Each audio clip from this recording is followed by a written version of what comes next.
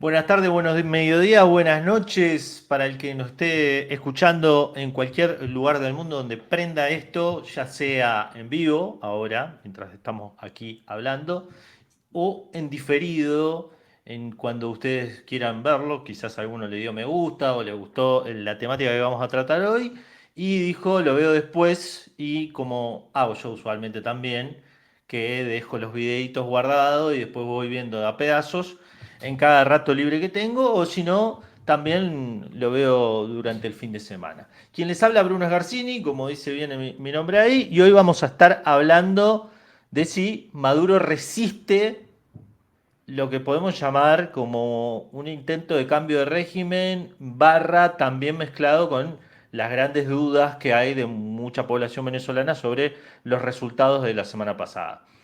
Durante el programa anterior hablamos un poco de cómo venía planteada la hoja de ruta de la oposición, y hoy vamos a cambiar el foco. Vamos, sí, en la primera parte a hablar de las novedades, de cómo está el conflicto y por hacia dónde está yendo, sobre todo para el que no está escuchando y por ahí no tiene tanto tiempo de estar informado, como uno, que prácticamente acá tengo una sala situacional de Venezuela en mi hogar, siguiendo minuto a minuto todas las cosas que suceden, hablando con mucha gente allá. Se van a enterar de todo lo que ha pasado en esta última semana, que ha sido realmente una semana año perro, ¿no? Venezuela, cada vez que suceden este tipo de acontecimientos, cada día es un mes y cada semana es un año, sobre todo cuando está tan álgida la cosa. Vamos a empezar con la noticia del día. Esta noticia es del jueves, hoy, en la cual el Centro Carter certifica la victoria del candidato opositor Edmundo González. Vamos a escuchar un poquito cómo lo reseñan en Bueno, Noticias ojo y porque el centro Negocios. Carter ha confirmado que Edmundo González Urrutia ganó las elecciones en Venezuela con más del 60% de los votos. La jefa de la misión, Jenny Licón, ha desestimado además la teoría del chavismo de un hackeo electoral. Dice que no hay ningún tipo de evidencia. Como saben, el centro Carter fue invitado por el Consejo Nacional Electoral para observar los cuestionados comicios en los que Maduro fue proclamado reelecto para un tercer periodo de 6 años. Dice, en este caso el centro Carter, que empresas monitorean y saben cuando hay denegaciones de servicio y hackeos, y dice que no hubo esa noche, que la transmisión de los datos de votación es por línea telefónica y teléfono satelital y no por computadora. Ha recordado además que iban a publicar los resultados mesa por mesa y que sin embargo no han sido capaces, no han cumplido sus promesas. En cuanto a los resultados, dice que el Centro Carter ha analizado los números disponibles junto a otras organizaciones y universidades y confirma que Edmundo González Urrutia ganó con más del 60% de los votos. En concreto, publicaron en su sitio web copias de más del 80% de las actas que asegura que prueban el triunfo de González Urrutia con el 67% de los sufragios. El CNE le dio el 43% frente al 52% de Maduro. Pendientes de nuevo de la tensión en Venezuela, el centro Carter, que como saben tuvo que huir de Venezuela, tuvo que echar a todos sus diplomáticos, a todos sus trabajadores allí. Acaba de confirmar que Edmundo González Urrutia ganó con más del 60% las elecciones en Venezuela. Bueno, eso era un reporte de una entrevista que dio hoy Jenny Lincoln, la titular del Centro Carter, este Centro Carter que había validado en el referéndum revocatorio de 2004 para sacar a Hugo Chávez, y desde ahí había observado varias elecciones en Venezuela. No participó como observador solamente invitado por Venezuela. Acá hay una cuestión fundamental que ya vamos a empezar a ahondar un poco para ir desenebrando esta gran madeja que en este momento es Venezuela. A ver, primero, el Centro Carter, ¿cómo llega al país? A partir de un acuerdo, un memorándum de entendimiento entre el gobierno de Estados Unidos y el gobierno de Caracas. Ahí Estados Unidos se compromete a levantar una serie de sanciones, expedir licencias para empresas petroleras estadounidenses y europeas. Esto según un documento que reveló Nicolás Maduro, que no fue desmentido por la Casa Blanca ni siquiera por el Departamento de Estado. Entonces, Estados Unidos ataba el levantamiento de sanciones a que permitiese unas ciertas condiciones electorales a Venezuela y la observación de la Unión Europea y el Centro Carter. La Unión Europea, por obviamente su conducta recurrente y sus críticas al proceso electoral venezolano, sobre todo cuando ocurrió la inhabilitación de María Corina Machado, fue descartada. Quedó únicamente el Centro Carter. El Centro Carter no dijo nada y esperó extrañamente a 2 días después de las elecciones para irse. El gobierno venezolano nunca lo echó, nunca expulsó la misión, nunca criticó la misión, sino que la misión electoral se fue inmediatamente sin expedir su informe. Y ahora, porque en un momento se esperaba que tuviese un informe imparcial o neutral, ahora claramente está tomando partido el Centro Carter, validando el resultado de la oposición. Para recapitular, ¿no? Se dan las elecciones, el Consejo Nacional Electoral de Venezuela emite un primer boletín, pero que no está respaldado por un escrutinio desagregado por centros electorales y por escuela.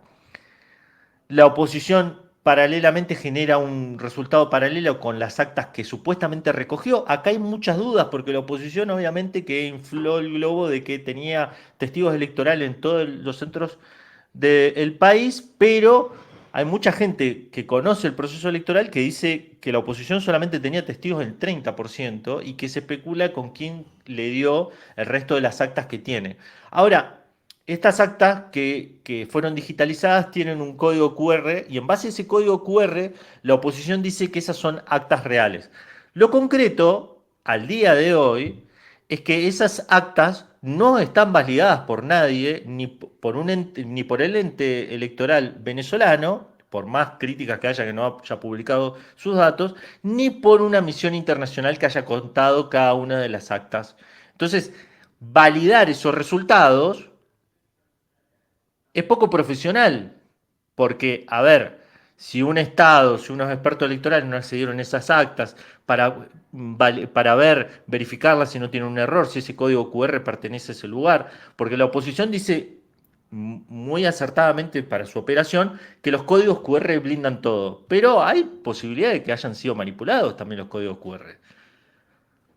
O sea, hay altas probabilidades de que la oposición haya armado un resultado paralelo para reclamar la presidencia. ¿Por qué? Como vamos a ir viendo, porque el plan de la oposición es forzar un cambio de gobierno, una transición democrática que ya vienen hablando, ahora entendemos mucho de los informes que se escribieron por parte de los tanques de pensamiento que están cercanos a la política estadounidense, a la política exterior estadounidense. Por otro lado, el Centro Carter dice que no sucedió lo de que el chavismo o el Consejo Nacional Electoral dice que sucedió, que es que se cortó la transmisión electoral el día de las elecciones por un ataque cibernético. Porque argumenta, y otros expertos también argumentan, que la transmisión electoral, esto es los datos que se transmiten de mesa al centro electoral, eran hechos por sistemas o líneas telefónicas de la compañía estatal de teléfonos venezolana que no estaban conectados a internet, hablamos de CanTV. Pero lo cierto y lo concreto es que tranquilamente, como sucedió en otros episodios, otros ataques cibernéticos, alguien podría haber plantado algún tipo de virus, pero bueno, no lo sabemos porque tampoco el Consejo Nacional Electoral ha sido muy claro con esto.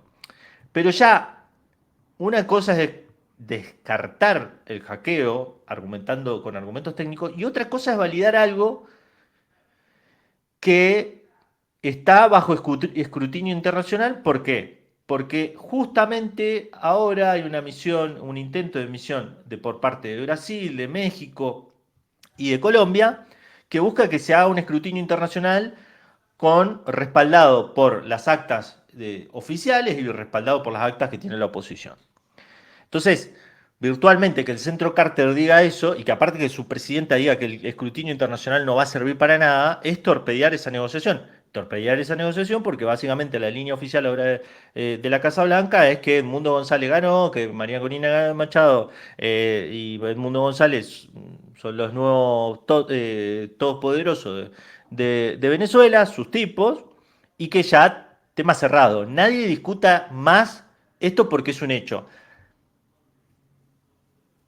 Como siempre en Venezuela, este tipo de cosas hay que agarrarlo con pincel, porque si vienen de instituciones que están respaldadas por Estados Unidos, levantan muchas dudas, sobre todo cuando es una misión electoral que no se queda a revisar todos los pasos. Se podría haber quedado a verificar si se hicieron las auditorías posteriores, que es una cosa que la oposición dice que las auditorías posteriores no se hicieron, que a verificar cómo termina todo el proceso, pero no, se las picó.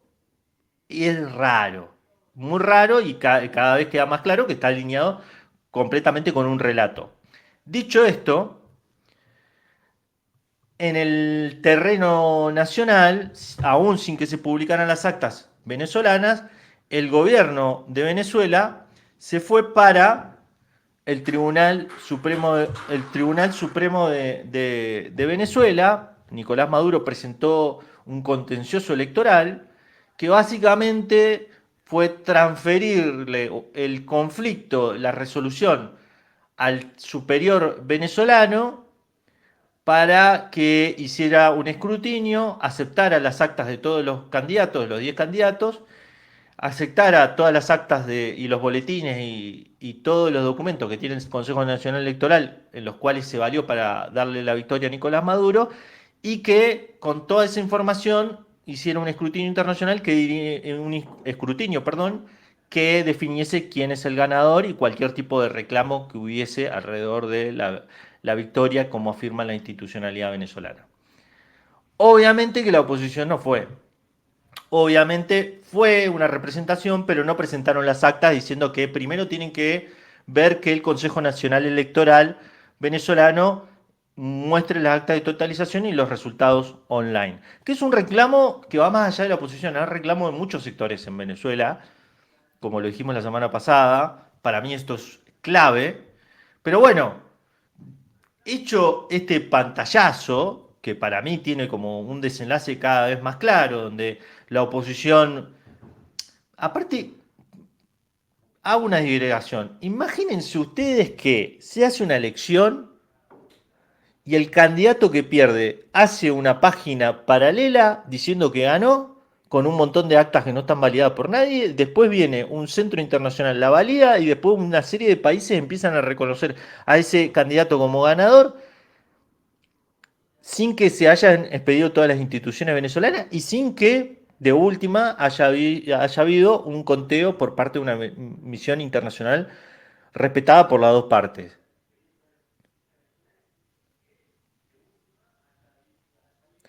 El silencio lo dejo para que lo llenen ustedes con lo que piensen.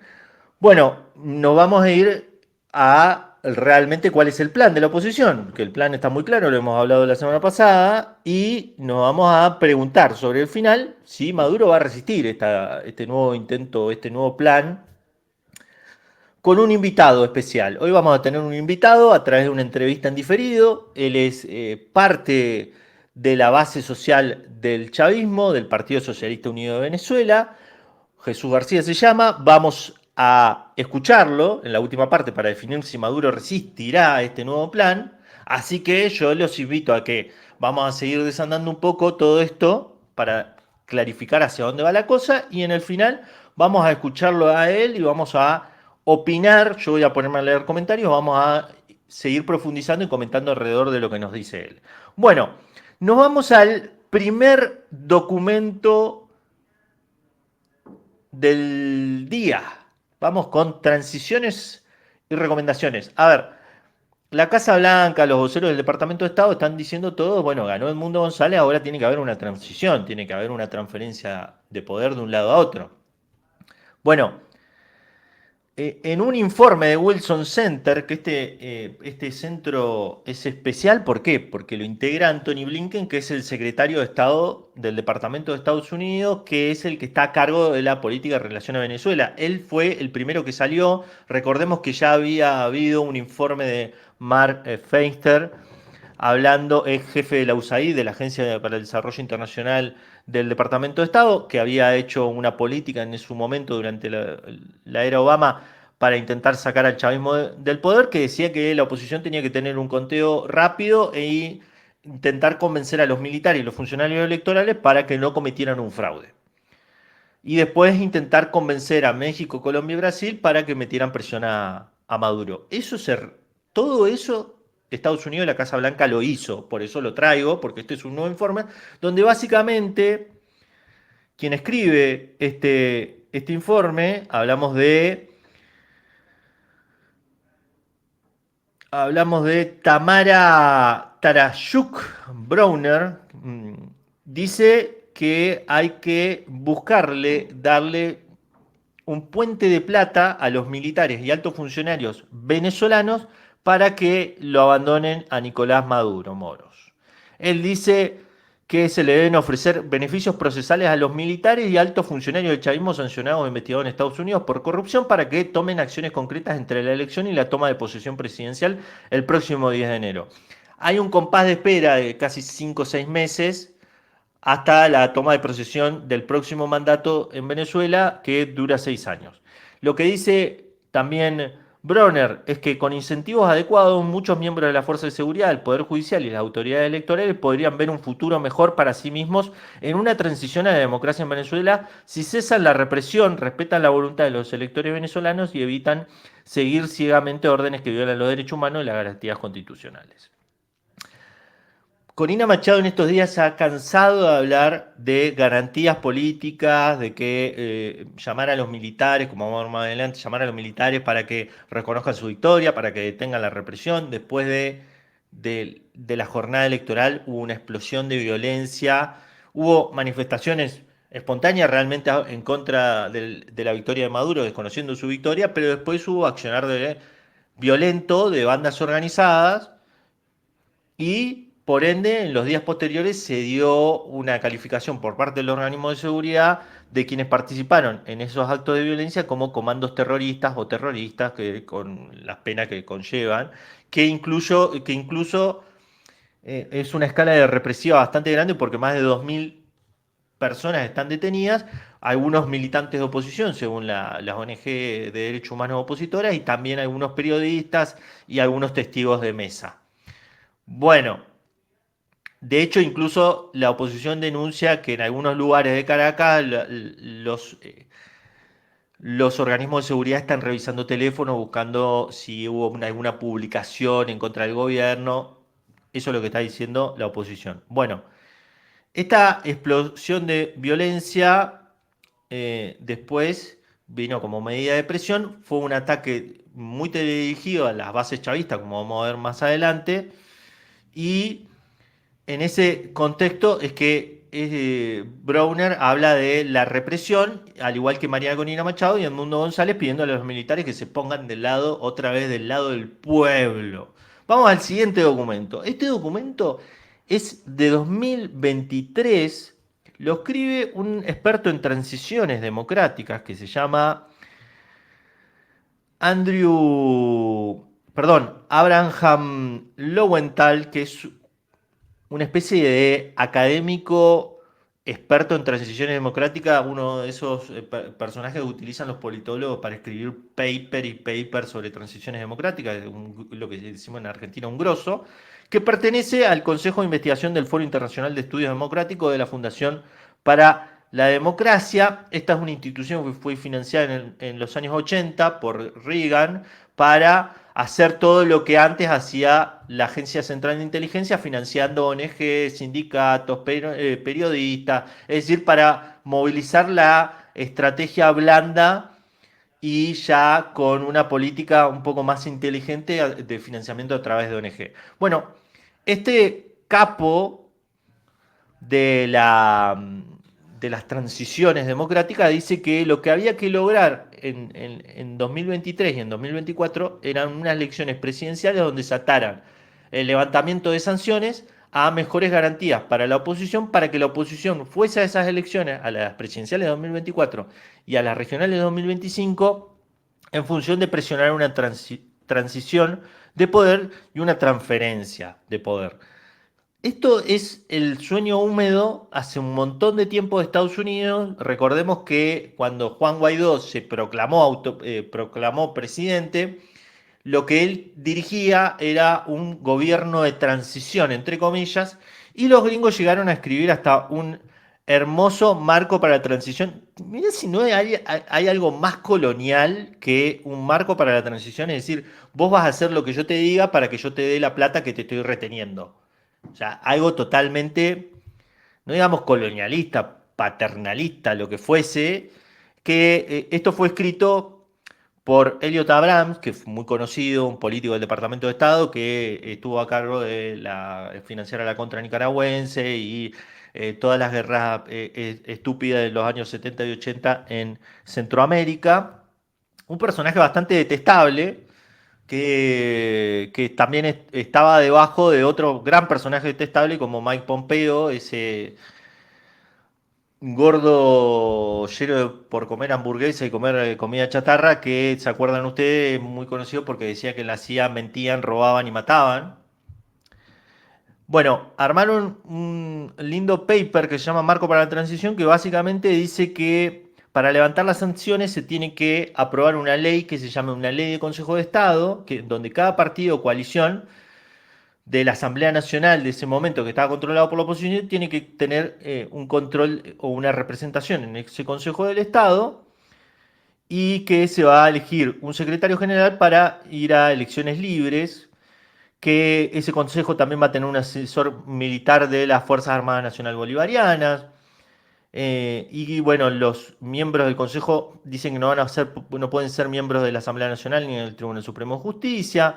Este, este Consejo va a asumir todas las facultades conferidas al presidente ejecutivo en la Constitución, y a partir de ahí Estados Unidos y la Unión Europea retirarán las sanciones contra Maduro y todos aquellos que habían usurpado la presidencia del país a raíz de la fraudulenta elección del 20 de mayo. En ese momento también decía que se iba a nombrar un nuevo gabinete, que se iba a designar una comisión de la verdad y la reconciliación con el objetivo de investigar actos de violencia graves ocurridos. Bueno, y que se le iba a dar garantías, que esto es lo que está hablando María Corina, al alto mando militar de las Fuerzas Armadas Nacionales Bolivarianas, que incluyeran que el Ministerio Popular para la Defensa, el Viceministerio de Defensa, el comandante de CEOFAN, como el máximo comandante de las Fuerzas Armadas Bolivarianas, y los otros comandantes, se mantengan durante la vigencia del gobierno de transición, al igual que los gobernadores y autoridades locales. A ver, cito este marco de la transición porque este es más o menos la hoja de salida que tiene armada Estados Unidos a partir de todo lo que le han recomendado sus excelentes expertos que están acostumbrados a armar esto en hoja en Canson, y la verdad que conocen muy poco Venezuela y cómo funcionan las cosas reales en Venezuela, ¿no? Que piensan que, bueno, si le voy a dar un par de militares, unas par de cosas, un par de caramelitos y un par de cosas, y mientras tanto los estoy presionando con que los amenazo con que los voy a meter preso, y les amenazo a sacarle toda su plata que tienen en el exterior y a atacar a su familia, y mientras tanto también atacó a toda la gente que tienen a su alrededor personalmente, y esa gente se va a quebrar y se va a ir corriendo a los brazos de María Corina Machado, que pidió una intervención militar en Venezuela. Yo, la verdad que cada vez que uno lee estas estupideces que piensa esta gente, dice cómo alguien puede ser un imperio siendo tan huevón y con todo el reparo. Pero esto es un plan que no tiene ni pie ni cabeza. Que aparte de todo, si llegara a suceder, imagínense ustedes que esos militares que se plagan para ahí tienen que ir a buscar a todos los otros militares chavistas, meterlos presos, buscar a todo el resto, meterlos presos más y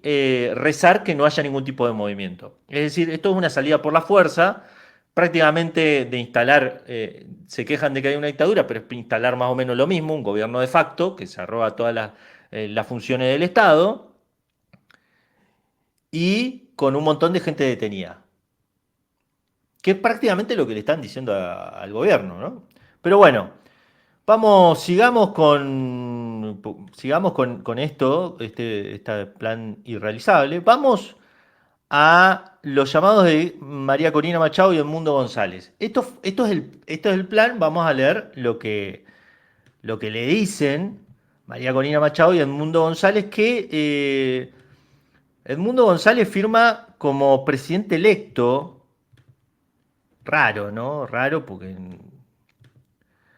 porque, bueno, qué decirlo, ¿no? Firmó este documento como llamando a los ciudadanos militares y funcionarios policiales, pero después, el documento posterior, un día después, en donde se le pide que se presente al Tribunal Supremo de Justicia venezolano, firma como Edmundo González sin ser presidente electo, ¿no? Acá hay toda una discusión si un presidente electo, si Estados Unidos lo reconoce como gobernador, pero no como presidente electo, pero bueno, Argentina y todos los países de extrema derecha o de derecha de América Latina están de vuelta reviviendo el Grupo de Lima, Panamá, Guatemala, El Salvador, Perú, que tiene un gobierno de facto. Perú tiene un gobierno de facto con Dina Boluarte, que ha masacrado a un montón de gente. eh, Mismo Ecuador, todos esos países que reconocen al Mundo González y que otra vez están con el mismo plan de volver al Grupo de Lima. Realmente es el día de la marmota. La película de Bill Murray, donde todo se vuelve a repetir una y otra vez. Yo, que mi segunda nacionalidad es venezolana, realmente te da mucha bronca porque se vuelve a repetir lo mismo y se vuelve y parece muy claro cuál va a ser el desenlace, ¿no? La oposición, obviamente, cuando uno lee al opositor y dice, no, esta vez es diferente. ¿Por qué es diferente? Porque uno piensa, a ver, está bien, no te puede gustar el gobierno de Maduro, no te puede gustar sus maneras, es un gobierno que tiene comportamientos autoritarios, pero vos decís, che, el esquema de que se cierre el Estado y que se cierre el chavismo, ¿te conviene a vos para luchar políticamente? Para generar alianzas, para que te escuchen, para que pertenecer al sistema político, porque hoy por hoy la oposición se queja de que el Tribunal Supremo de Justicia y el Consejo Nacional Electoral está controlado por el chavismo, pero básicamente porque ellos en la elección de la Asamblea Nacional, por quedarse con su gobierno paralelo, no se presentaron, entonces no tienen miembro en la Asamblea Nacional para pelear los puestos. O sea, la Asamblea Nacional es la que define quiénes son los representantes de los poderes públicos. Si vos no vas a la elección de la Asamblea Nacional, obviamente que el chavismo va a poner a la gente que considera, sobre todo cuando sobre los líderes del chavismo pesan una recompensa. Pero bueno, dice, hacemos un llamado a la conciencia de militares y policías para que se coloquen del lado del pueblo y de sus propias familias. Con esta masiva violación de derechos humanos, el alto mando se alinea con Maduro y sus viles intereses. Mientras ustedes están representados por este pueblo que salió a votar, por sus compañeros de la Fuerza Armada Nacional. Dice Fuerza Armada Nacional, no dice Fuerza Armada Nacional Bolivariana, como se llama según la Constitución, pero esto es una larga discusión en donde la oposición cada vez que va a desconocer algo, deja de llamarle FAM a la Fuerza Armada y le llama Fuerza Armada Nacional. Estamos conscientes de que en todos sus componentes están presentes la decisión de no reprimir a los ciudadanos que en forma pacífica reclaman sus derechos y su victoria. Ustedes saben que tenemos las pruebas irrefutables de la victoria. El informe del Centro Carter es demoledor sobre las condiciones de resultado electoral, mientras Maduro intenta fabricar unos resultados cuando además el lapso legal para la publicación de los mismos ha vencido. Esto es mentira, pero parte de una media verdad. El gobierno venezolano nunca publicó los resultados de ese agregado. Ahí es la oposición, nada como Nemo en las aguas abiertas, gracias a que hay un apagón informativo del Consejo Nacional Electoral y de toda la institucionalidad venezolana para decir Maduro ganó y ganó. Ni siquiera sabemos cuáles estados ganó Maduro, o sea, cuáles provincias ganó. Bueno, lo del lapso legal es mentira porque el Consejo Nacional Electoral tiene 30 días para publicar los resultados desagregados. Es verdad que esta es la primera vez que no se publican online los resultados por centros electorales. Esto nunca había pasado en una elección presidencial, sí había pasado en otras elecciones.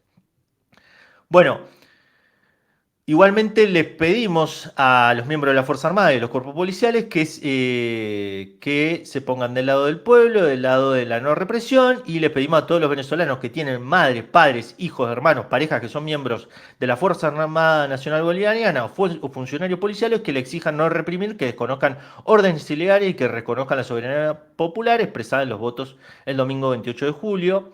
El nuevo gobierno de la República, electo democráticamente por el pueblo venezolano, ofrece garantías a quienes cumplan con su deber constitucional. Asimismo, destaca que no habrá impunidad. Este es un compromiso que asumimos con cada uno de los venezolanos. Nosotros ganamos esta elección, perdón, sin discusión alguna. Fue una avalancha electoral llena de energía y con una organización ciudadana admirable, pacífica y democrática. Ahora nos corresponde a todos hacer respetar la voz del pueblo. Procede de inmediato la proclamación de Edmundo González Urrutia como presidente electo de la República. Bueno, gente, más de lo mismo, de lo que siempre estamos acostumbrados. Esta es esta es la última parte, la hoja de ruta de la oposición. Vamos a darle, ya han salido a hablar mucha gente, los puentes de plata, miembros funcionarios no. Cada vez que la Casa Blanca quiere decir algo, ustedes fíjense que dicen funcionarios no identificados del Departamento de Estado de la Casa Blanca dijeron esto, y van a un periodista amigo del New York Times, de Economist, y le dicen eso para que lo filtren.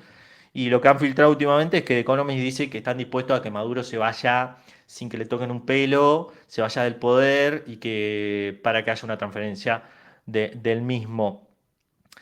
Acá pareciera que se intenta revivir como el intento de transferencia de poder del sandinismo en los años, finales de los años 80, donde los sandinistas se quedaron en control de la Fuerza Armada, mientras que la oposición ganó el poder político. Y después al tiempo, a los 10, 15 años, volvió el sandinismo con Daniel Ortega y bueno, no se va a ir nunca más porque realmente ha endurecido realmente las condiciones para que gane alguien de oposición. Bueno,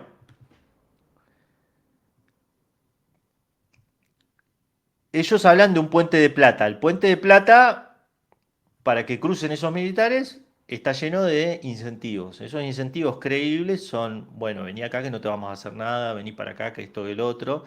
Pero realmente la oposición en cada uno de estos momentos se le va la olla, como se dice en España, porque empiezan a atacar a los chavistas de base y también a los familiares de militares. Y bueno, la cosa empieza a poner más espesa. Aparte hay un grupo de militares que pesa sobre ellos, denuncia de violación a los derechos humanos. Y contra esos militares no tienen escapatoria, porque los delitos de derechos humanos son imprescriptibles, porque son de lesa humanidad. Así que se ve bastante raro. Acá hay un llamado de un tuitero muy conocido, venezolano opositor, donde está constantemente llamando a que entreguen las actas a los militares y los miembros del PSUV. Pero no nos vamos a quedar con este tuit de Luis Carlos, que es muy conocido en Venezuela, sino que nos vamos a ir a la respuesta que le da el ministro de Defensa Vladimir Padrino López a la carta de María Corina Machado. A ver, un poquito para atrás, a ver si lo tenemos al video ahí, si no te lo paso. Hoy realmente un programa que tenemos de todo, pero bueno, también como tenemos de todo, tenemos nuestros inconvenientes. Como siempre sucede, ahí te lo pasé, Lautaro, Lautaro Chazarreta que me estaba acompañando del otro lado. Vamos a ver la respuesta en un ratito de Vladimir Padrino López y después de esa respuesta vamos a escuchar, a ver, y respondernos si va a resistir Maduro. Y vamos a ver también porque estuvimos enfocados en esta primera parte en la oposición venezolana, pero realmente la oposición venezolana, en mi opinión, está rezándole que se quiebre el chavismo. Entonces, para saber si se quiebra el chavismo, tenemos que hablar con un chavista, no podemos estar siguiendo hablando de las cosas que dice la oposición. Lautaro, vos decime si lo tenés por ahí en vista, ponelo ahí en cola, ponele play y yo me quedo calladito la boca mientras pasa el video del ministro de Defensa de Venezuela, Vladimir Padrino López. Y los cuerpos policiales a ver si lo tenemos por ahí. Al Ministerio del Poder Popular para las Relaciones Interiores, Justicia y Paz, rechazamos contundentemente los desesperados y sediciosos planteamientos contenidos en un escrito publicado en las redes sociales el día de ayer, 5 de agosto, de Los Corrientes, por parte del señor Edmundo González Urrutia, ex candidato presidencial, y la ultraderechista María Corina Machado. En primer lugar, es importante traer a colación que quienes hoy pretenden abrogarse el carácter de demócratas tienen una larga y oscura trayectoria como promotores de acciones radical y absolutamente anticonstitucionales, antidemocráticas, contrarias a todas las leyes y a los más elevados intereses del pueblo de Venezuela. Estas acciones incluyen la solicitud de intervenciones militares en el sagrado territorio de la patria, así como la petición de medidas coercitivas unilaterales y el apoyo de todo lo que comporta la guerra híbrida que el imperio norteamericano y sus aliados han aplicado a nuestra nación desde hace más de una década. Por tanto, resulta ostensiblemente cínico que ahora esta facción insurreccional de la oposición política venezolana procura revestirse de un manto de legalidad que nunca han practicado. Bueno, ese era el ministro de Defensa después del llamado de María Corina Machado. Las Fuerzas Armadas Bolivarianas, cuando uno ve las cuentas de todos los componentes, de todos los comandantes, de los componentes, los altos comandantes, hay una recorrida por todos los cuarteles y por todas las bases, haciendo un llamado a mantener la disciplina y reafirmando que ganó Nicolás Maduro y diciendo que no hay que dejarse influenciar por las redes sociales. Nicolás Maduro ascendió a cerca de 10 militares de la Guardia Nacional Bolivariana, hizo un acto el viernes con la Guardia Nacional Bolivariana, hizo el camino que siempre hace normalmente cada vez que hay uno de estos procesos, que es actos con las bases de chavismo, común, adultos mayores, jóvenes, motociclistas, los colectivos, la base chavista, y después una recorrida por el mundo militar, más conferencias de prensa internacionales. Eso en el contexto de reconducir el conflicto hacia el Tribunal Supremo de Justicia para que lo defina en un escenario que va a ser más que previsible, donde el gobierno seguramente, o el Tribunal Superior de Justicia, le va a dar la razón a Nicolás Maduro, va a hacer un conteo, lo va a dar ganador, y va a haber a partir de ahí las actas que va a mostrar el gobierno diciendo que le dan ganador, y después seguramente las actas que tiene la oposición en su página, y vamos a tener de vuelta el mismo escenario que Guaidó, nada más que esta vez un poco más legitimado porque ocurrió una elección. Esto puede tener consecuencias internas dentro del chavismo. Uno podría creer, porque si Maduro no ganó las elecciones, como dice la oposición, y su base lo vio, eso podría eventualmente generar un corrimiento o quiebre. Eso es lo que piensa la oposición. La oposición básicamente piensa: ustedes, miembros del PSUV, ustedes, miembros de la Fuerza Armada, vieron lo que sucedió. Si ustedes se mantienen en el poder y no permiten una transición, realmente ustedes están cruzando el Rubicón. Un Rubicón que el chavismo siempre le han puesto como una línea de no retorno, un punto de no retorno, y todo ha continuado como siempre, ¿no? Pero bueno, cuando se cruce ese Rubicón, vienen las sanciones, el bloqueo y toda la cuestión que ya sabemos. A ver, entonces ahí está la pregunta. Bueno, ¿qué está pasando en el chavismo? Yo fui a preguntarle a Jesús García, él es concejal del Partido Socialista Unido de Venezuela en el municipio Libertador, es miembro de la comuna Altos del Lídice en Caracas, una de las experiencias más desarrolladas, de experiencia comunal del chavismo, pertenece a la Unión Comunera, realmente es un militante de base, pero de los que están 7 de la mañana despierto arreglando pedos. Entonces no es una persona que no haya participado en la elección, le mandé 3 preguntas para que me contestara y para que ustedes pudiesen palpar lo que está percibiendo o lo que vio y lo que vivió un militante del PSUV y que esto nos va a permitir ir respondiendo la pregunta del video. Así que vamos a escuchar su primer audio de un poquito más de 4 minutos, donde habla de lo que vivió en la jornada electoral.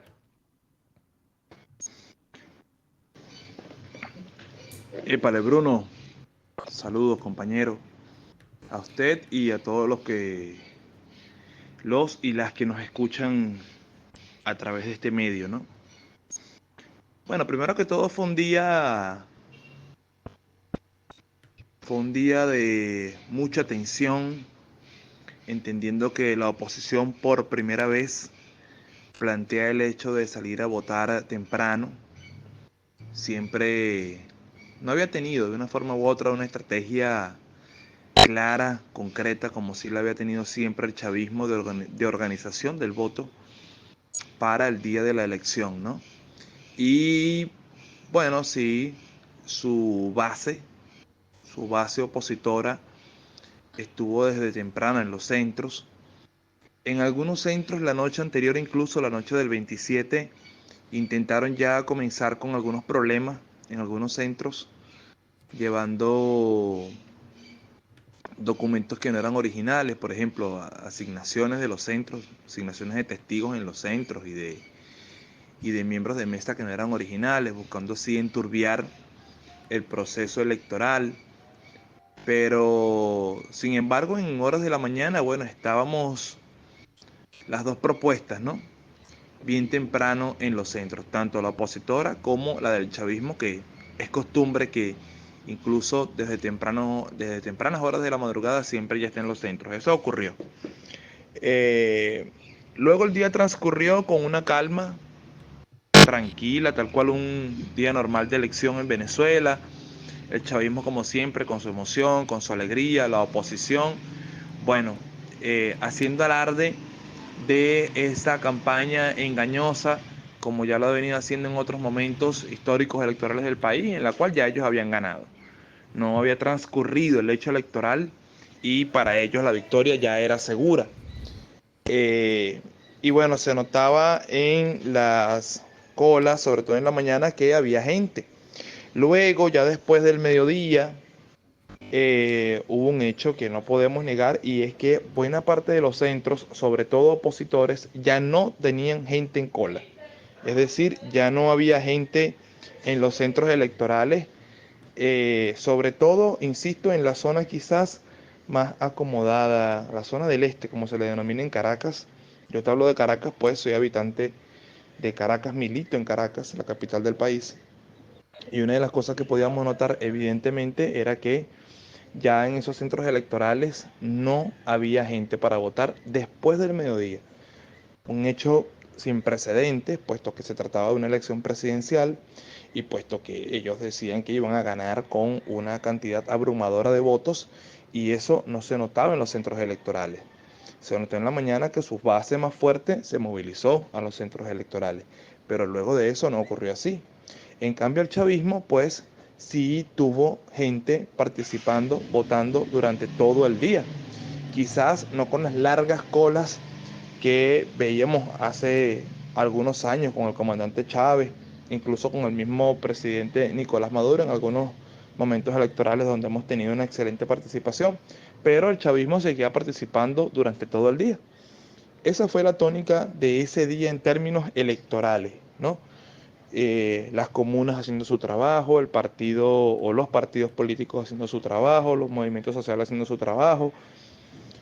Todo transcurrió muy tranquilo hasta llegada más o menos las 4 o 6 de la tarde. En su caso serían las 18 más o menos. Llegando a las 18 horas, pues allí comenzaron los disturbios en los diferentes centros electorales, donde ellos comenzaron a solicitar por petición de María Corina Machado, solicitar el ingreso a los centros electorales, cosa que no está permitida de la forma en la cual ellos lo estaban pidiendo. Ellos pedían que una turba de gente entrara a los centros electorales a contar los votos y eso todos sabemos en Venezuela que no es así. entra un grupo de compañeros que pues se suma a los testigos que ya están dentro de los centros electorales y que hacen la respectiva auditoría por sorteo de una o dos de las cajas de votación que existen en el centro.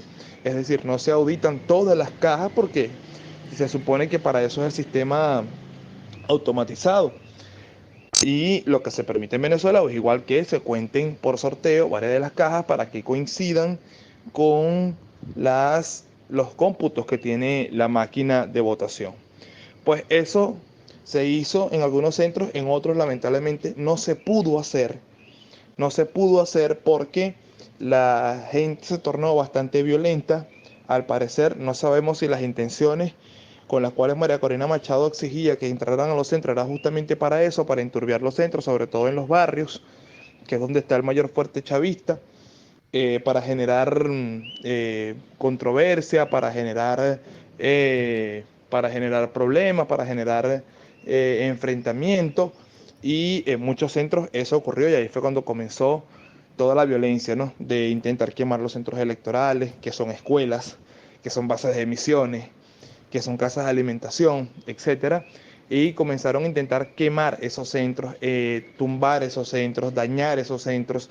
Todo eso comenzó la misma noche del domingo, 28 de julio. La violencia se desató o comenzó directamente, físicamente ese día, porque intelectualmente, psicológicamente ya había iniciado meses antes con el llamamiento a pues no reconocer los resultados por parte del CNE del comando de la oposición encabezada por María Corina Machado.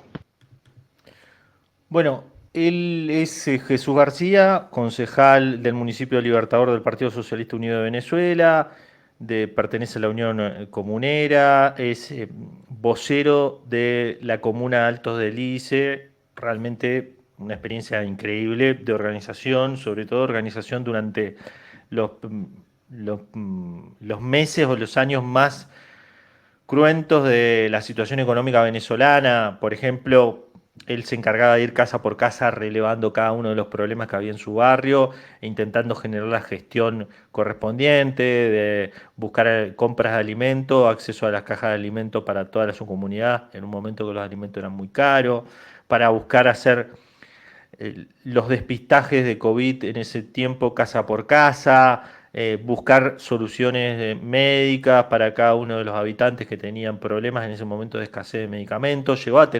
Tiene una farmacia la comuna que se llama Salvador Allende, de una farmacia comunal. Realmente es una experiencia muy buena allá en el municipio de Libertador, que él es uno de los líderes y que, bueno, pertenece al Partido Socialista Unido de Venezuela.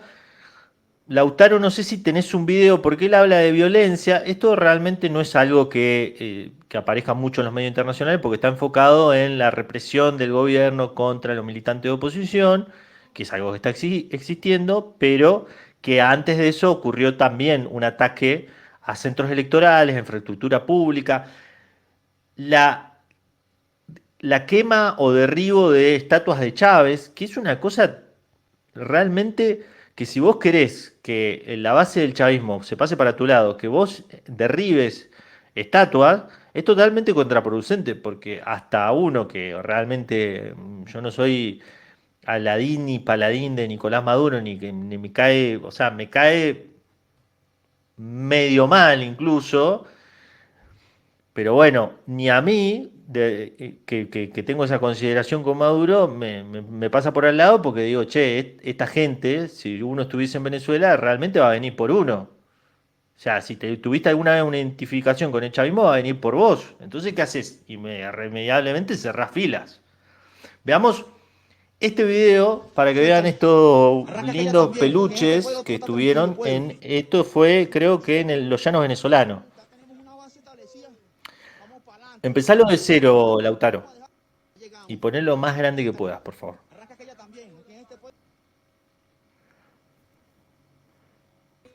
Pero eso es mentira. Ya llegamos. Suéltale. Arranca aquella también. Aquí en este pueblo todo está tranquilo, pueblo. Pero eso es mentira. Ya tenemos una base establecida. Vamos para adelante, el pueblo, vamos para adelante, no lo vamos a dejar solo.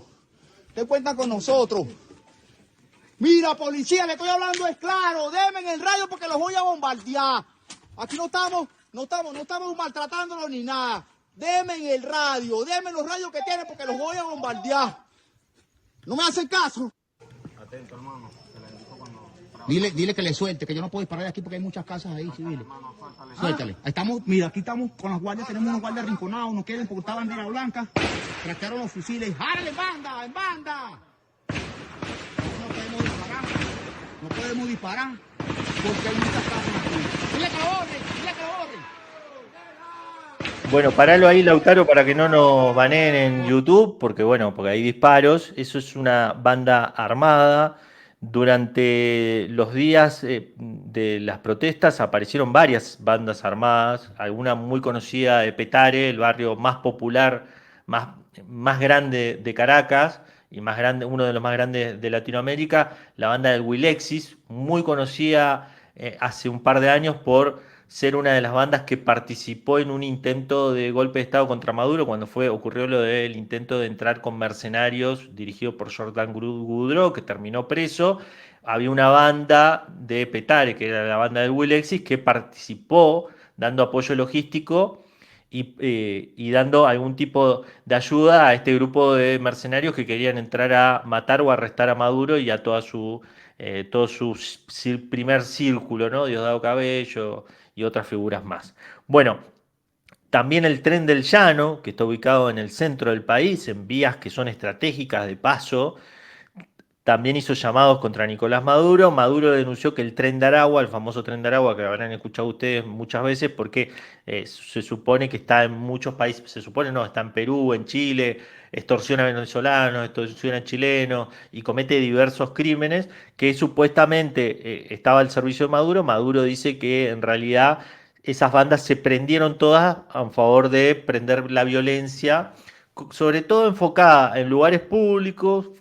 Eh, Jesús García hablaba de centros de misiones, que son los lugares donde se distribuyen muchas de las ayudas sociales y donde también se dan actividades sociales muy importantes, casas comunales, también las casas de alimentación, que es donde muchos venezolanos que no llegan a completar la papa van a comer, que estos lugares son gestionados en gran medida por las organizaciones de base, ya sean comunas o ya sean consejos comunales o UECHE del Partido Socialista Unido de Venezuela, unidades básicas del partido oficial, que fueron también atacadas. Y bueno, vamos a seguir escuchándolo a Jesús García sobre lo que cuenta de el día de las elecciones y lo que vivió también en los días posteriores.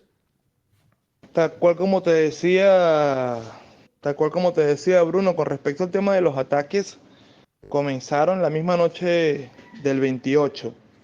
Un asedio sin precedentes. Yo creo que ni siquiera durante el año 2014, 2015, 2017 fueron tan violentos durante esa noche, ¿no? El asedio fue tal que nos llamaban responsables de los centros electorales llorando, pidiendo rescate, puesto que no solamente había gente de la oposición, factores de la oposición, sino que también había gente que parecía que estaba bajo los efectos de algún estupefaciente y se comportaban de una forma extraña. Había incluso gente armada intentando tomar los centros electorales. Fue una noche de verdad de muchísima angustia. Muchísima angustia mientras se daban los resultados. Inclusive después que se dieron los resultados, seguía el mismo asedio hacia los centros electorales por parte de los denominados comanditos. Y si la memoria se puede buscar en algún lugar, pues se entienden las orientaciones de la señora María Corina Machado, en la cual ella convocaba a los comanditos para los centros, que asistieran a los centros electorales justamente a esa hora, a las 6 de la tarde, hicieran velar el voto, según ella, ¿no? Algo bastante extraño, puesto entendemos que cada organización política tiene sus testigos justamente para eso, para velar por el voto.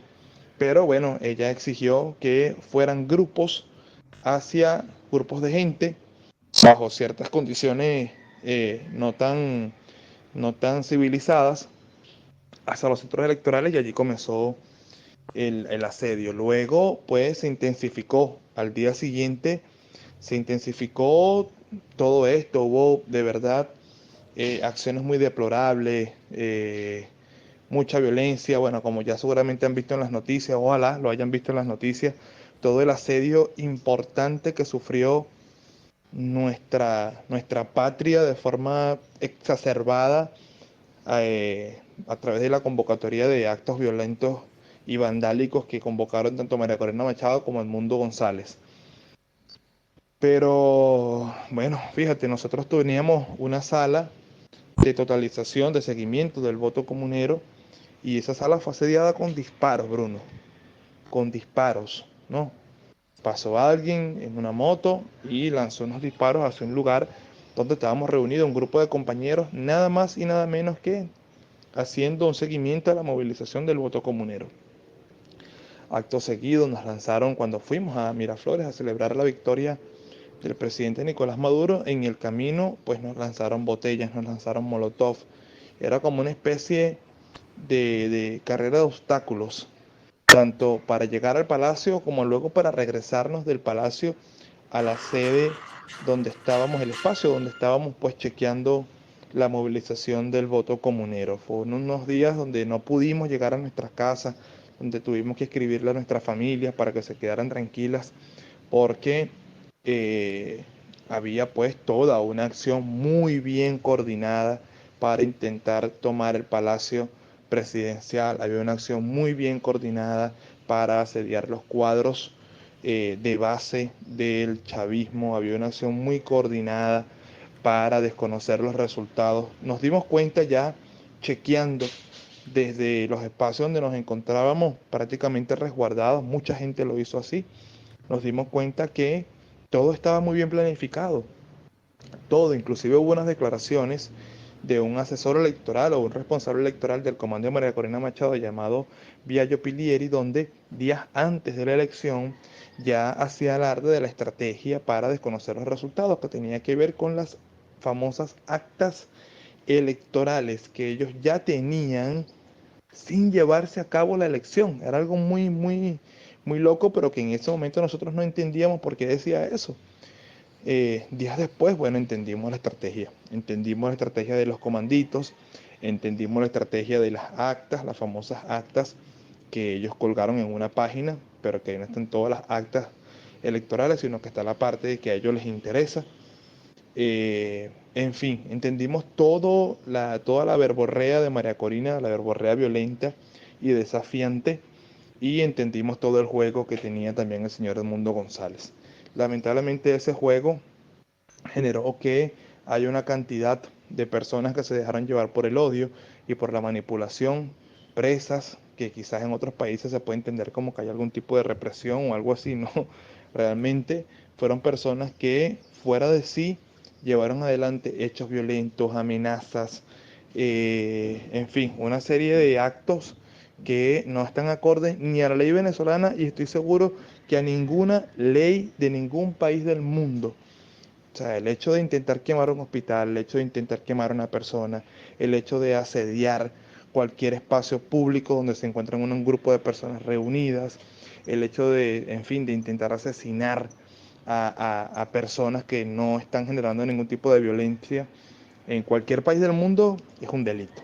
Y por eso pues están presos y presas el día de hoy. Entonces, hoy el país es otro, el país está totalmente en calma, está intentando recuperar el ritmo económico y productivo que ya traía, y es lo que más nos interesa ahora mismo, que pues se termine de concretar la paz, que sigamos avanzando hacia caminos de prosperidad, y que esa oposición de la extrema derecha radical entienda que el camino no es la violencia, que el camino es el diálogo, como lo ha propuesto el presidente Nicolás Maduro, y como en múltiples oportunidades pues se ha sentado con la oposición, con las diferentes oposiciones que hay en el país, para que tengamos una patria en sana paz, y una patria que siga caminando los senderos de la victoria para el pueblo venezolano. Bueno, él era Jesús García, de vuelta repito, concejal del PSUV. A ver, paso este audio porque, y lo entrevisté básicamente porque ahora la pregunta es, a ver, ¿resiste Maduro a toda la campaña que hay de que cometió un fraude y si se resquebraja su base social? Como dice sus primeros audios, y lo decía en el anterior lapso entre audio y audio, el ataque contra el chavismo y el ataque contra sus bases, por lo general lo que hacen es unir más a toda su fuerza y encima de todo convertir cualquier duda en una sospecha de traición, porque cuando vos estás estás en un fuerte asediado, cualquier duda es traición. Esto lo decía Fidel Castro en el contexto del bloqueo cubano y se aplica al contexto venezolano. Realmente Estados Unidos y María Corina Machado piensan que van a poder comprar un par de militares corruptos venezolanos y que van a poder partir y que el chavismo no va a poder reunificarse y con ese desplazamiento de poder, bueno, no, María Corina a través de Edmundo González gobierna, se establece un gobierno de transición, nuevas elecciones para que gane María Corina Machado con Consejo de Estado y toda la zaraza que quieren el Departamento de Estado y se mete preso a la gente que se tiene que meter preso, que acá hay otra cuestión, que si se quiere hacer eso hay que pedirle a una fuerza extranjera que intervenga en Venezuela, porque vas a depender de los cuerpos de seguridad que antes estaban con el régimen anterior, algo que no parece muy viable que digamos. Bueno, obviamente la pregunta que queda, aparte de lo que yo piense, se la hice a él, que es cómo ve la unidad del chavismo a futuro. Así que vamos a escucharlo y después de eso, quédense porque vamos a analizar primero el papel de Brasil y el papel de Colombia y México en la posible resolución del conflicto y qué pasaría si vuelven las sanciones a Venezuela con el plan que dice Maduro de darle los bloques petroleros que le iban a dar a los gringos, dárselo a los países de los BRICS. Mientras tanto, por favor, denle me gusta, suscríbanse, es muy importante suscribirse a este canal para que crezcamos. Y bueno, los dejo un ratito escuchando el último audio de Jesús García. Y bueno, la tercera pregunta que tiene que ver con la unidad del chavismo, pues se mantiene cohesionado. Ellos han intentado de una u otra manera ponernos en contraparte, pero eso no ha ocurrido. Nosotros nos une pues un pensamiento común, nos une un proyecto de país que esté marcado en el plan de la patria que diseñó el propio comandante Chávez con el pueblo venezolano y que se ha venido pues utilizando esa misma metodología para ahora el planteamiento del presidente Nicolás Maduro, las 5 transformaciones, pues esté también enmarcado en esa lógica del plan de la patria. Es decir, tenemos un plan de país, tenemos un plan que nos lleva a pensar incluso más allá del 2030. Tenemos también pues una enseñanza que está en nuestro ADN de parte del comandante Chávez. Y hay una unidad, a pesar evidentemente de las diferentes ideologías que pueda haber dentro del chavismo, de formas de ver el país. Todos estamos claros que militamos en la izquierda y que no podemos, eso sí, vendernos ante el imperialismo de ninguna manera, de ninguna manera. Y eso nos unifica el amor, nos unifica el trabajo. Sin embargo, tenemos una oposición que no tiene ese mismo sentimiento. Si nos podemos dar cuenta, podemos notar pues que la derecha fue dividida en las elecciones, algo que no se dice en el mundo y que pareciera de verdad que solamente hubo 2 candidatos, y no es así. Hubo alrededor de por lo menos unos 9 candidatos más. Candidatas más. Entonces, que se nos diga que la oposición fue unida es un error. O sea, los otros compañeros que también se postularon no son chavistas. Toda la vida son opositores. Ha habido gente que en algún momento utilizó también la violencia para llegar a la presidencia o a una gobernación. En fin, allí hay gente de diferentes sectores de la oposición que también buscó su postulación, buscó ser electo presidente de la República. Y además la oposición tiene un grave problema, que es que busca, pues, tiene otros intereses que son intereses económicos sobre los recursos, pues, del país. Con un interés evidente de dárselos al mejor postor, en este caso a los Estados Unidos, de la forma más sencilla posible, como ya lo hizo Juan Guaidó, como ya lo hizo Leopoldo López, como ya lo hizo Julio Borges, que no estamos hablando, ojo, de parafernalia, no, estamos hablando de hechos concretos. Ahí tenemos,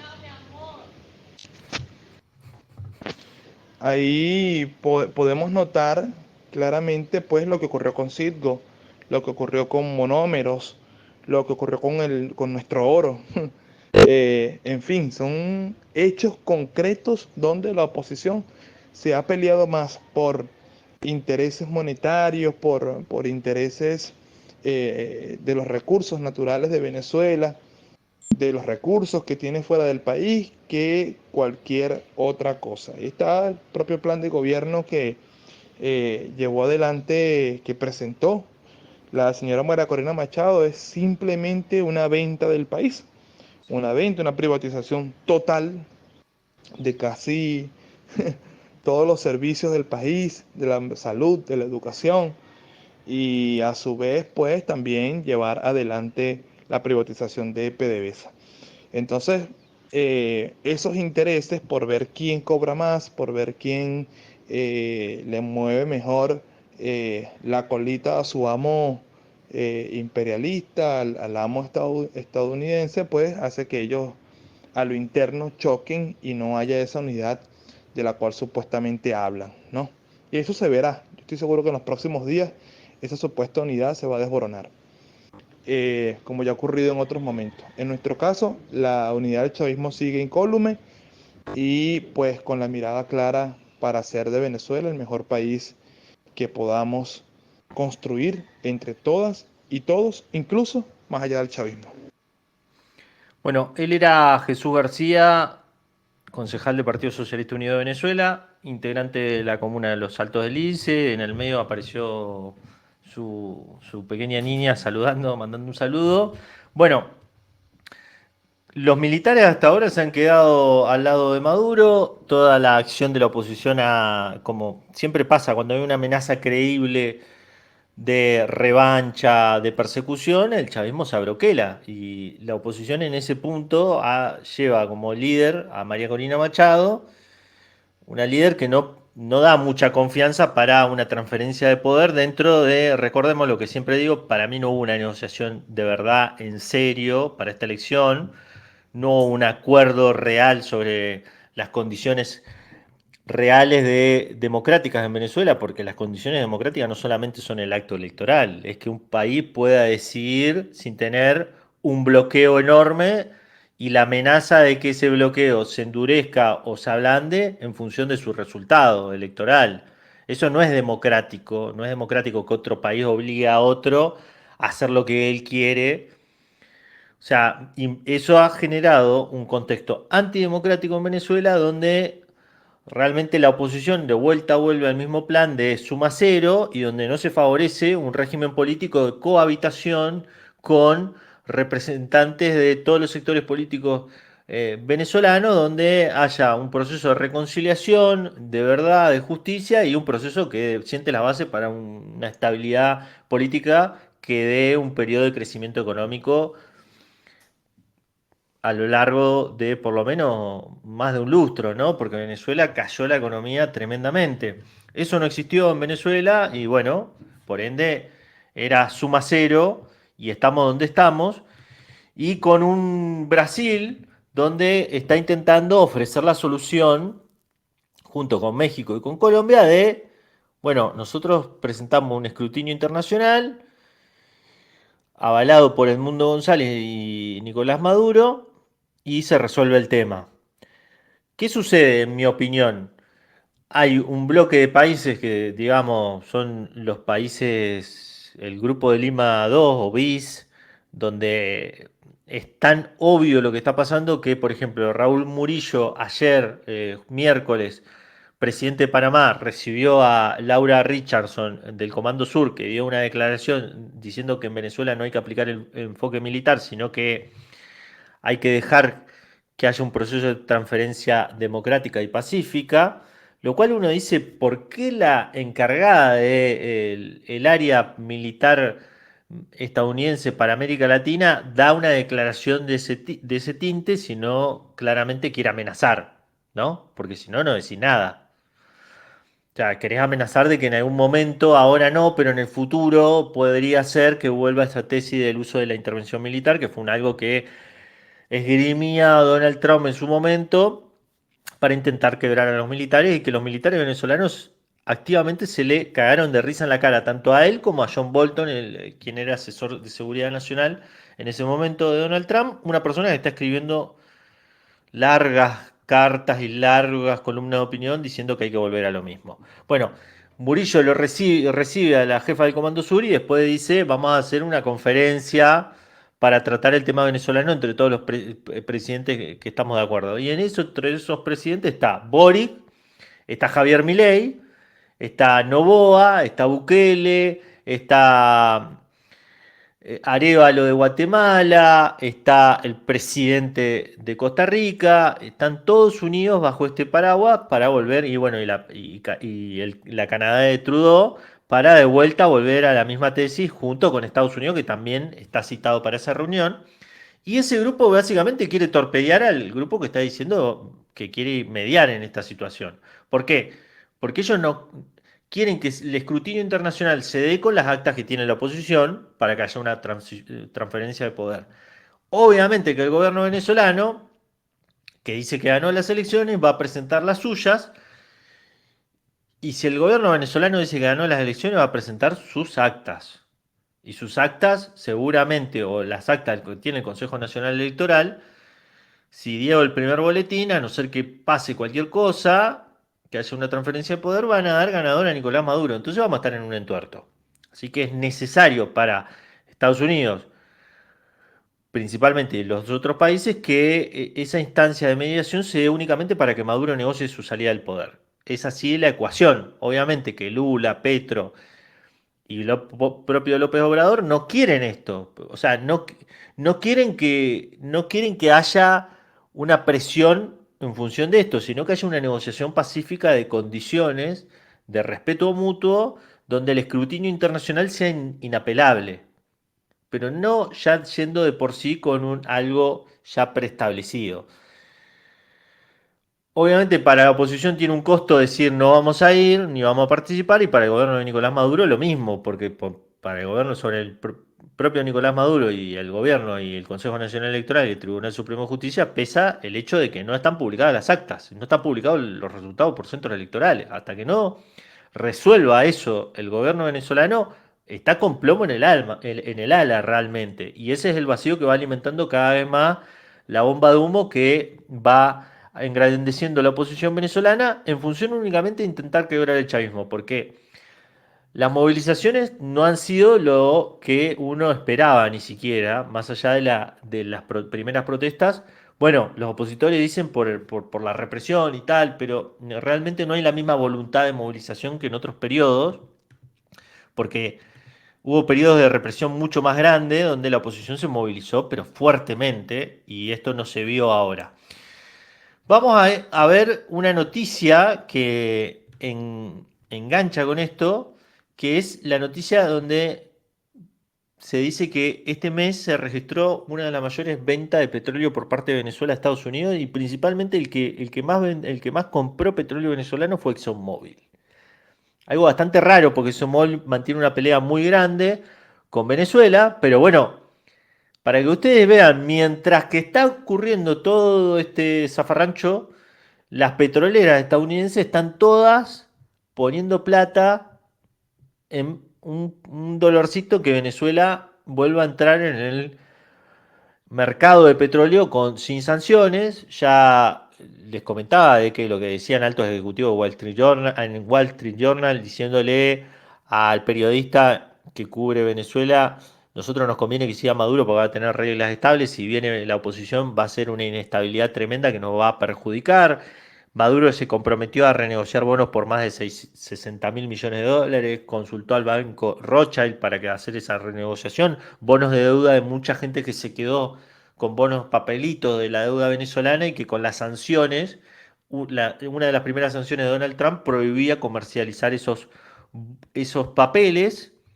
Básicamente prohibía renegociarlo. Vos tenías esos papeles, no valían nada porque el gobierno venezolano te podía pagar esa deuda por el bloqueo de Donald Trump. Así que hay una expectativa de muchos sectores petroleros, gasíferos y financieros estadounidenses de que esta situación se acomode, más allá de la agenda donde está todo concentrado en estos 6 meses y generar la salida de Maduro por parte de la Casa Blanca. O sea, sentó las bases lo que hizo la oposición venezolana cantando fraude para que, si no es por las buenas, se dé el escenario Guaidó el 10 de enero, que seguramente va a coincidir con un intento de reimpulso de las marchas opositoras. Lo que nos lleva a que, si la Casa Blanca continúa por este lado, Maduro dio esta amenaza. Escuchémoslo. Gente de allá del norte y sus asociados en el mundo cometen el error de su vida, entonces esos bloques de petróleo y esos bloques de gas que ya estaban firmados pasarán a nuestros aliados de los BRICS. Sencillo, porque Venezuela no la va a detener nada. Bueno, ese era el audio diciendo, amenazando con que si no levantan las sanciones a Venezuela, los bloques petroleros que iban a ir para Estados Unidos van a ir para los países de los BRICS. Esto posiblemente pueda darse, pero el gran problema que tiene Venezuela es que el bloqueo que aplica Estados Unidos le impide a las petroleras de todo el mundo meterse en el país. ¿Por qué? Porque si a vos te declaran que estás haciendo negocio con un país que está sancionado, que está en la lista de OFAC, o sea, del Departamento del Tesoro, en la lista de entes sancionados, vos no podés hacer negocios con esta entidad sancionada, porque si no te pueden sacar del sistema SWIFT, que es el sistema de pagos internacionales, te pueden bloquear de la jurisdicción de Nueva York, y básicamente sin eso vos no podés comprar y vender, hacer cualquier tipo de operación, y tampoco podés emitir bonos de deuda o endeudarte en el mercado internacional. Entonces, para una transnacional es básicamente como una prohibición de facto.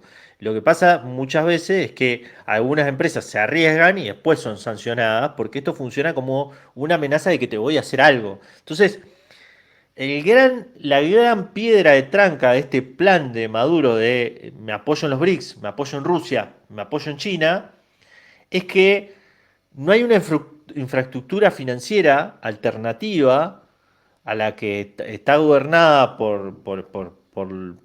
o está en la jurisdicción de Estados Unidos, y que de alguna manera en los países BRICS, con la juramentación de Dilma Rousseff en el Banco de los BRICS, se está intentando armar un diseño, una arquitectura para los países sancionados, porque bueno, Rusia está pasando esto, Irán está pasando esto. Entonces, realmente en el corto plazo puede ser que se dé una nominación de nombre, pero que en el mediano y largo plazo, si hay una infraestructura, Venezuela pueda hacer esto y dar el salto hacia allá. Mientras tanto, hoy por hoy, una reimposición fuerte de sanciones sería tremenda para la industria petrolera venezolana. No la mataría, pero la dejaría bastante mal y limitaría bastante su recuperación. Y esto, al final de todo, se trata de petróleo y gas, gente. De petróleo, gas y minerales raros que le interesan a Elon Musk, y por eso antes de hacer la operación esa de pogromo en el Reino Unido, se dedicó a tirarle con de todo a Venezuela. Bueno, cierro con esto y me despido de este programa. Saludos a Lautaro Chazarreta. Nos veremos en una próxima emisión. Veremos si la próxima vez de Venezuela. Los leo en los comentarios. Por favor, suscríbanse, por favor, denle me gusta y hasta la próxima.